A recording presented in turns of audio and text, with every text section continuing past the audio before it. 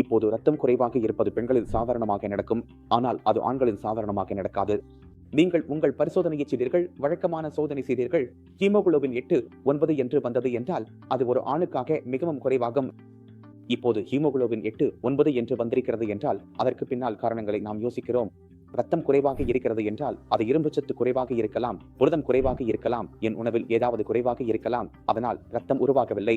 இந்த அறிகுறிகளை, இந்த சிக்கல்களை நாம் எங்கேயோ ஒடுக்கி விடுகிறோம். நான் சுக்குமந்தி சாப்பிடுவேன், நான் மாதுளை சாப்பிடுவேன், என் ஹீமோகுளோபின் சரியாகிவிடும் என்று நினைக்கிறோம். சில சமயம் அது கொஞ்சம் சரியாகவும் ஆகிவிடும். இந்த ஹீமோகுளோபின் குறைவாக இருக்கிறது என்பதற்கு அது அவசியம் உணவு குறைவால் மட்டுமல்ல, அது சிறுநீரக காரணமாகவும் இருக்கலாம்.